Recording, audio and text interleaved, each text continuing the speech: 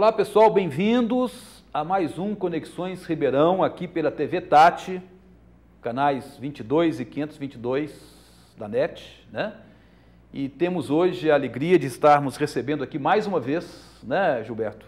Segunda vez que vem o nosso programa, professor Gilberto Abreu, e sem dúvida uma honra, um prazer muito grande, né? Porque isso, sua presença aqui só enaltece e abrilhanta o nosso programa, né? Obrigado. Muito boa noite, Gilberto. Boa noite, Lages. É com prazer que a gente retorna. Ótimo. Gilberto, a gente tinha previamente estipulado um tema talvez mais local da nossa política aqui de Ribeirão Preto, né? Mas pelo contexto desse momento que a gente está vivendo, tivemos que mudar rapidamente, né? Essa perspectiva, né? E eu gostaria de estar conversando com você hoje a respeito da política nacional, né? Nessa perspectiva aí dos próximos meses, a partir justamente de um fato bem recente, né, que aconteceu, que foi o julgamento do ex-presidente Lula em segunda instância, quando ele foi aí condenado pelo Tribunal Federal Regional, né? Enfim, abre-se aí uma perspectiva nova, né, de até podendo permanecer uma possível candidatura do ex-presidente Lula à presidência da República, mas numa situação muito precária, muito difícil, né, como todos nós sabemos. Enfim, qual é a sua primeira impressão a partir do que a gente pôde assistir e acompanhar muito recentemente, que foi esse segundo julgamento do presidente Lula? Olha, eu acho que a própria candidatura está realmente comprometida, né? Porque mesmo se ela vier a acontecer, permanece a insegurança jurídica, né? Porque se, digamos, ele venha a ser eleito numa circunstância dessas e depois ele venha a ser cassado, né, pelo processo corrente, né, nós teremos novas eleições, né? Então, como no Brasil as coisas são muito lentas, sobretudo no judiciário, né, seria melhor que as coisas se definissem antes das eleições, né? E eu acho que ele vai continuar nesses próximos meses a sua luta política para ocupar espaço, né? E para não perder esse espaço e provavelmente no momento adequado lançar um outro nome, né? Porque eu acho que a candidatura está comprometida. Agora, outra coisa, Gilberto Abreu, é o seguinte, nós estamos vivendo um panorama político muito atípico, né? De uma polarização muito forte, né? Vamos dizer assim, de um debate político que extrapola muitas vezes o bom senso, né? Principalmente nas redes sociais. A gente está vivendo, né? E é isso, falamos muito da outra vez que você esteve aqui, né? Uma onda conservadora mundial, mas que tem, né, uma presença muito forte no Brasil. Quer dizer, esse é o contexto geral. E ainda uma disputa eleitoral, um processo eleitoral eivado, né, por inconsistência, por possibilidades muito concretas de impugnação, né, antes da eleição, ou mesmo depois, enfim. Isso tudo, afinal de contas, torna essa questão eleitoral desse ano no Brasil muito mais complicada. É isso mesmo que você percebe? Sim, complicada está a situação mesmo, e havia uma polarização entre a esquerda e a direita, a extrema-direita, né? Com Lula e Bolsonaro, né? Eu acho que isso não leva a um crescimento do Bolsonaro.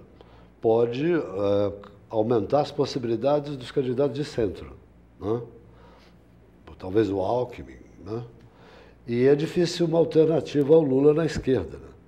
Porque poderia ter, digamos, o Ciro Gomes, mas ele é extremamente conflituoso, né? Irado, né? Não sei se ele preencheria esse vazio deixado pelo Lula.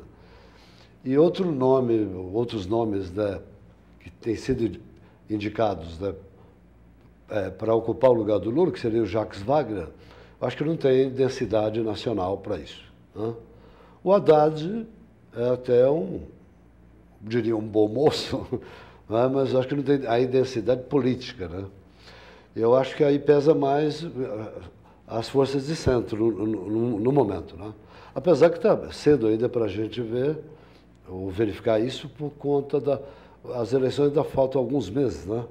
E muitas coisas ainda poderão ocorrer nesse processo. E é interessante o que você está colocando aí, porque me parece que é a primeira vez na história do Brasil que a gente acaba falando em esquerda, direita e centro, né? Porque antes, ou você tinha uma miscelânea geral, ou você tinha um centro, que ao mesmo tempo era centro e era centro-direita, etc., e a esquerda vindo cultivada aí pelo PT desde aí a década de 80. Isso. Né? Então, você acha que teve algum ganho em termos de maior consciência política da sociedade? Teve algum avanço nesse sentido a partir do momento que você tem campos políticos mais delineados, como a gente viu até agora recentemente, mas que, pelo que você acabou de falar aí também, parece que a candidatura do Bolsonaro era só sobrevivia porque tinha um contrapeso do outro lado, que era a candidatura do Lula. Não tendo a candidatura do Lula, o Bolsonaro também, ela acaba se retraindo? Acho que naufraga também.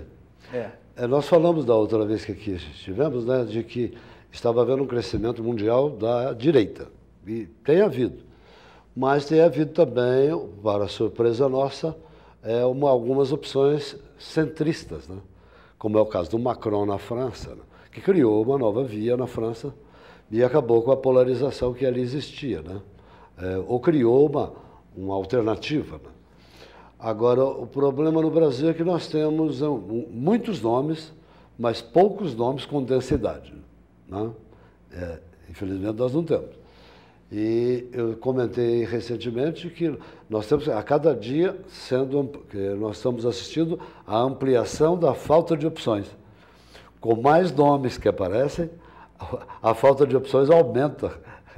Como recentemente o Fernando Collor de Mello, que teve a ousadia de reapresentar-se, né? Que eu acho que deveria ter sido já banido da vida pública, né? E se reapresenta.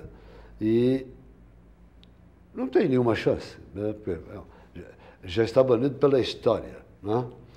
Então, eu acho que nós vamos viver grandes emoções esse ano, até por falta de quem nos emocione. Agora, você falou aí de um possível fortalecimento de candidaturas do centro, né?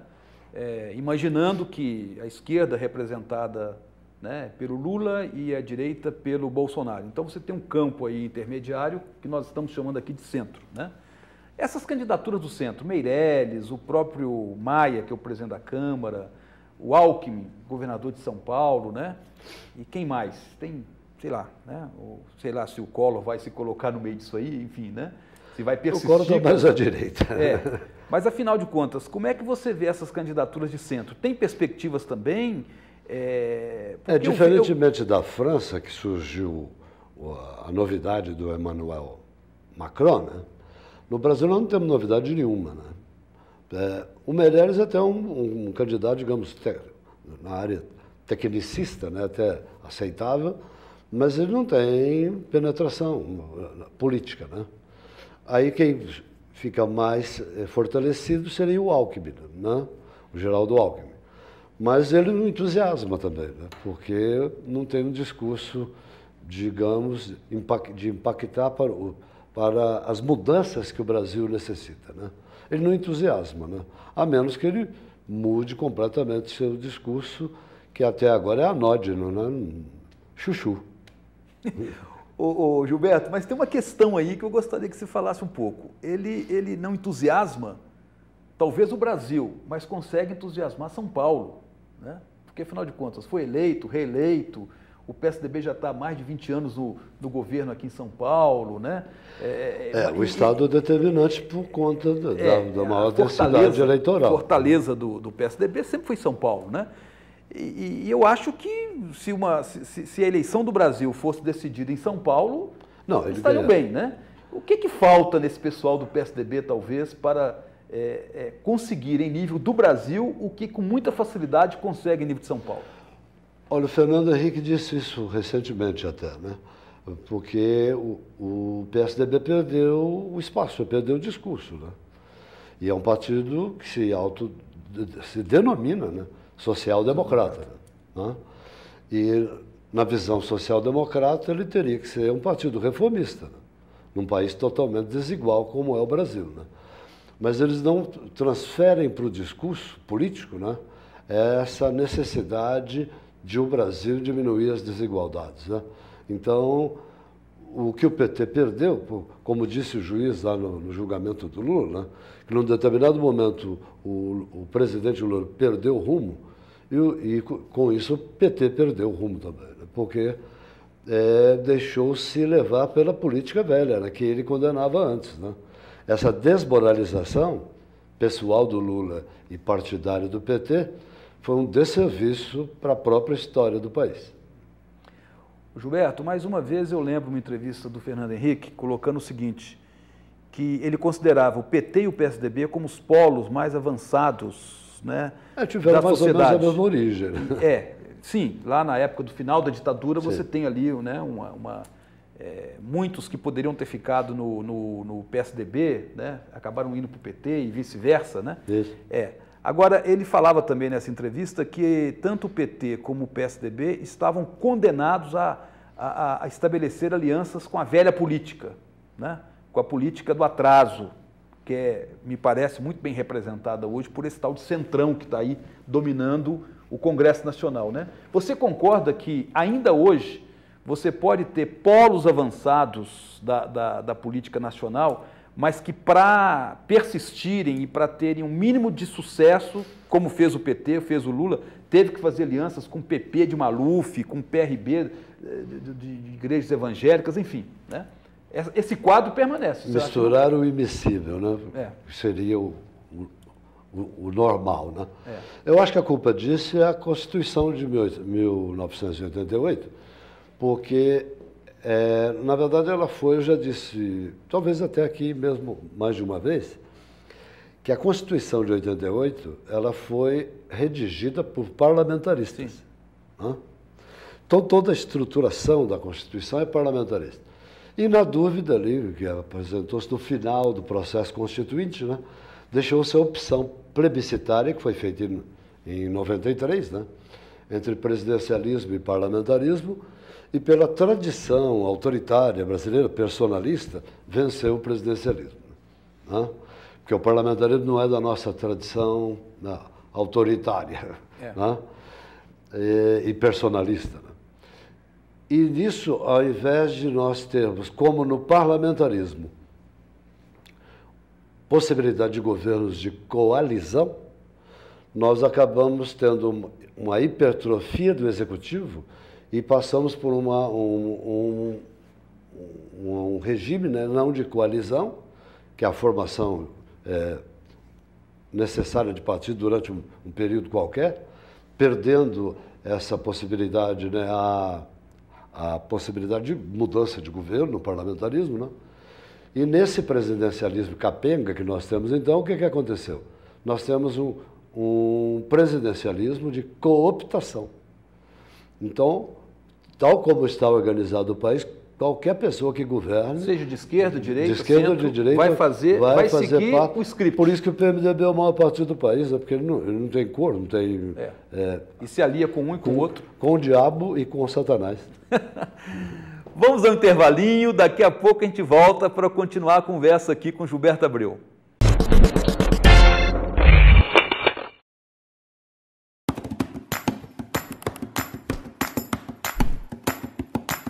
O que faz parte do cotidiano dos adolescentes e conecta este mundo cheio de energia e alegria está no programa Ponto Tim. É divertido. É informativo. É a nossa cara.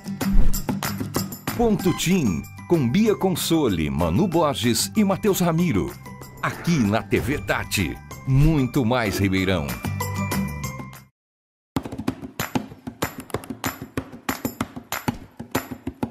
As boas histórias merecem ser compartilhadas.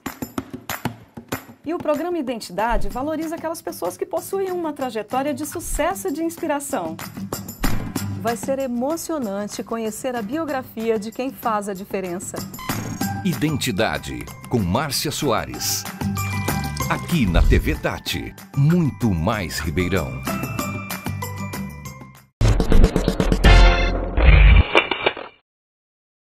retornando aqui a nossa conversa hoje no Conexões Ribeirão com o professor Gilberto Abreu. Gilberto, para não perder o foco do nosso programa, né, que sempre prioriza aí as questões locais, as questões da nossa cidade, né, a gente vai continuar falando de política, mas de política de Ribeirão Preto, né? Afinal de contas, nós temos aí uma administração municipal que já comemorou seu primeiro aniversário, né? Nós temos aí a legislatura, né, do seu primeiro ano, o ano passado, quer dizer, os vereadores que foram eleitos também já completaram um ano aí de mandato, né?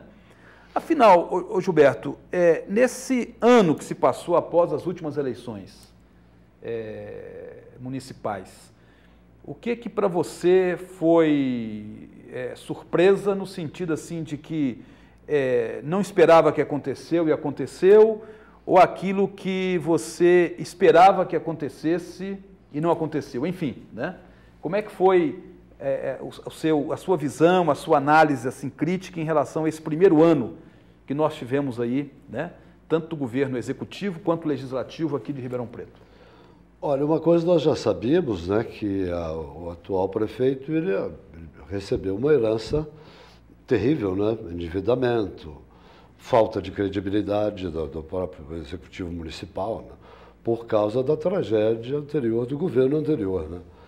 E agora eu acho que a expectativa foi muita, apesar dos problemas, né, que a gente sabe que existia um buraco nas contas, etc., né. Eu acho que isso até que foi bem administrado pelo prefeito em termos de gerir, né, uma massa falida que recebeu. Mas eu acho que foi pouco ousado ou pouco ativo nas políticas públicas, né, porque não tem novidade alguma, né. Os buracos continuam, os vazamentos, por exemplo, permanecem. Quer dizer, a cidade estava deteriorada, continua. E esse negócio de guardar recursos para aplicar, eu acho que isso é um oportunismo enorme. Eu me lembro de uma reprimenda feita pelo antigo presidente Vargas, num prefeito lá da minha região, lá em Minas Gerais, lá no nosso estado, né? Que um prefeito se gabou para o presidente Vargas, que estava com um enorme recurso, né, guardado pelas economias que tinha feito. Né? O Vargas disse: o senhor é um grande incompetente. A administração pública não é para ter resultado positivo, quer dizer, não é para ter negativo, mas todo o dinheiro público tem que ser aplicado em benefício da população. Não é para guardar dinheiro, não é para guardar dinheiro, não é banco. Né? Então, eu acho que nesse pormenor, eu acho que a prefeitura poderia, o prefeito, né, poderia ter mais ousadia em termos de aplicação de recursos em setores que ainda continuam, né, degradados, né, na cidade. E na parte do legislativo, tem alguma coisa que entusiasmou ou não? Foi trombeteado que houve uma grande renovação, né? Pode ter havido renovação de nomes, mas em termos de prática não houve alteração fundamental, né? Claro que não chega a ser tão ruim quanto em processos anteriores, né? Que nós tivemos, né, um aliciamento de grande parte da Câmara ao poder municipal, aliás, ao governo municipal, que deu, no caso da Sevandija, né, que foi uma tragédia na história municipal de Ribeirão Preto, né? Então, isso melhorou um bocado, né, essa prática. Tanto que também o Executivo não tem feito a cooptação que, aliás, é natural, como nós já dissemos, que tem havido, né? E eu acho que nem tem havido maior pressão para que isso ocorra. Isso é saudável até. Tanto que hoje a maioria é contrária ao prefeito, né? Ô Gilberto, e outra coisa também que a gente observa, e eu queria ver a sua opinião sobre isso, é o seguinte: até na legislatura anterior, você tinha vereadores ali sucessivamente eleitos para vários mandatos, né? Eu acho que essa questão da reeleição a longo prazo, você tinha vereador ali, né, de 40 anos de mandato, de 20 anos de mandato, né, e outros, né, que, afinal de contas, entravam ali na Câmara e logo se acomodavam nesse esquema que os mais antigos estabeleciam, né? Porque você já passou por ali também, até gostaria de ouvir um pouco, né, a sua lembrança a respeito disso, você tem aqueles esquemas montados e a grande maioria dos vereadores se amoldam aquele sistema e isso acaba ficando uma coisa engessada, né, uma coisa bem engessada. Né? Agora, você passou por lá também? Sim, exato. Eu tive um mandato, você teve 2 mandatos. A gente está falando aqui até porque conhece a coisa mais de perto, né? E esses novos vereadores, evidentemente, com a grande renovação das caras que nós tivemos lá, né? Não tem esses mandatos longínquos, né? Essas coisas eternas, né? Não é tão hereditário ainda como se tinha até então, né?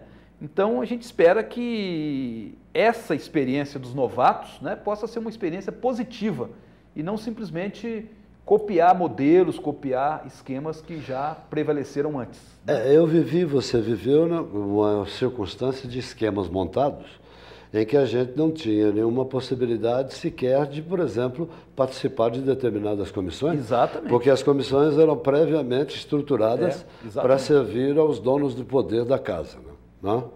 Então, não adiantava a gente pleitear um lugar à mesa ou numa comissão determinada, porque os donos da casa, né, organizavam as comissões conforme seus interesses. Né? Exatamente. E isso nos irritou, né? E eu até admiro os que tenham conseguido ficar por mandatos seguidos, como você falou, porque é o seguinte, para ter uma sucessão de mandatos na Câmara e ter se habituado a esse tipo de prática, né, só pode ser, eu atribuo isso aos autores da prática. Porque, na verdade, em 2 mandatos, você teve um, eu tive 2, né, eu saí de lá com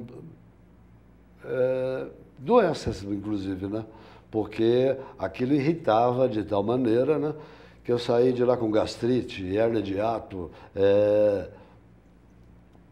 refluxo, né? E depois de ter deixado o cargo, essas coisas desapareceram. Então era um ambiente patológico, né? E contaminante. Né? E para não contaminar até pela inércia, eu resolvi deixar. Né? Porque eu teria facilidade, inclusive, de me reeleger outras vezes. Né? Não me era difícil. Gilberto, você está falando uma coisa muito verdadeira, né? Essa questão das disputas das comissões, né? Eu me lembro bem, inclusive, quando a gente pleiteou a presidência da Comissão de Meio Ambiente, né? Você teve uma esquizofrênica aliança ali de PT e PSDB para que eu não assumisse a presidência da Comissão do Meio Ambiente, porque não era de interesse, né, que logo depois da discussão do Código Municipal do Meio Ambiente, que nós conseguimos aprovar com muita insistência, com muita pressão na Câmara, era uma das peças do plano diretor, né? E que saiu realmente uma peça muito interessante. Não era interessante que quem tivesse conduzido aquela discussão assumisse a comissão. E eu, duplamente, por 2 mandatos, eu já tinha sido secretário da Cultura e 2 vezes do Meio Ambiente. Não consegui presidir nenhuma dessas comissões. Pois é, não, mas era... Tudo carta marcada. Não, é veto. Agora, a novidade dessa atual Câmara é que eles conseguiram alterar esse jogo de poder nas comissões. Né? Isso foi uma coisa positivo. Positivo. Pois é, mas como você falou que irritava, de fato, irritava tanto. Foi quando eu passei a ter pressão alta e tive que começar a tomar remédio e tomo até hoje. Foi a partir do mandato. Minha última fala na Câmara, no dia 28 de dezembro de 2012, né, eu declarei na tribuna e depois abertamente na televisão que eu tinha vergonha de ter participado daquela Casa Legislativa, o que é uma coisa pesada, né? Porque, na verdade, um cargo público seria uma honraria. Né? Sim. Na verdade, se tornou uma coisa doentia. Né? Então, permanecer ali seria um risco de saúde. Né? Gilberto, talvez hoje até a coisa tenha mudado positivamente. Né? Gilberto, e outra coisa, assim, na última eleição você atuou na coordenação do programa de governo do candidato Ricardo Silva, né? Sim. Teve uma atuação ali muito presente. Eu me lembro que você, inclusive, era um dos nomes bem cotados para, inclusive, assumir a posição de candidato a vice-prefeito na chapa do Ricardo, né? E até torcíamos para que isso, né, acontecesse e chegasse a bom termo, né? Mas, enfim. Veja como é que é a política nacional e local, né? E seus liames aí, né? As perspectivas eleitorais da época eram muito boas para o Ricardo. Eu acho que a Operação Sevandija foi criada para É sobre isso que eu queria que você falasse um pouco mais. Porque foi, olha a coincidência de data, 1º de setembro, né, de 2016, né, um mês antes da eleição, exatamente. No dia seguinte, a operação não poderia ser deflagrada. O que constatamos que o PSDB manipula todo o sistema judiciário do Estado de São Paulo. Ministério Público e o Judiciário, inclusive. A escolha da data foi uma escolha da data. Eu estou falando isso aqui abertamente porque é evidente. Né? O Ricardo tinha mais de 30 pontos de dianteira alguns meses antes da eleição. Né?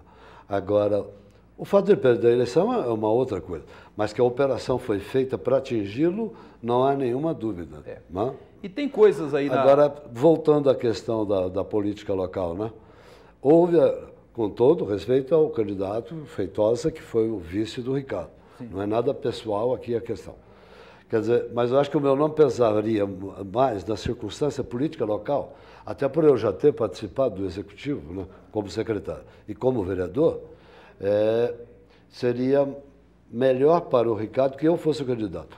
A despeito do Feitosa, não é ele questão pessoal. Não é questão pessoal. Né? Mas é o problema do PMDB, né? Essa desgraça do PMDB que possibilita, às vezes viabiliza candidaturas, mas eleitoralmente eu acho que nem tanto, como se comprovou. O PMDB, ele se interessa quando as coisas já estão assentadas. Né? E só uma informação interessante, Gilberto, que o PMDB veio apoiar a candidatura do Ricardo, mas não veio todo o PMDB, né? Nada. A gente sabe que boa parte, inclusive, de candidatos a vereador envolvidos na Sevandija, veio, digamos, a parte que apoiaram prestava. outro candidato, né? A parte que prestava.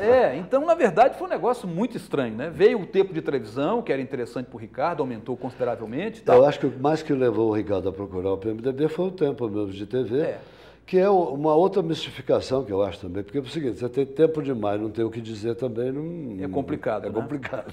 Você tem que ter tempo, mas tem que ter muita coisa a dizer, né? E muita coisa que o próprio Nogueira disse, ele copiou do plano de governo do Ricardo. Né? Aliás, ele precisa de interesse. Esse assunto vai longe, Gilberto. Eu acho que a gente vai ter que voltar aqui outras vezes com você, né, para a gente aprofundar mais isso aí. Eu acho que essa política local tem muitas nuances, muitas questões assim que às vezes, no primeiro momento, nem todas as pessoas sabem, nem todas as pessoas conhecem, né? E só um debate, assim, uma conversa direta, assim, que é possível esclarecer muita coisa, né? Verdade. Sem dúvida. Eu só quero agradecer mais uma vez a sua presença aqui. Essa conversa foi muito boa, né? Esclareceu muito as pessoas que nos acompanham aqui pela TV Tati, aqui no Conexões Ribeirão, né? E deixar as portas abertas aqui para você, porque com certeza a gente vai precisar de você aqui em outros momentos, né? Esse ano promete, hein, Gilberto? 2018 estou promete. À disposição e o que a gente puder colaborar, né, com a nossa opinião, né, pode contar sempre então, com o maior prazer. Isso aí. Mais uma vez, eu agradeço a sua presença aqui, né?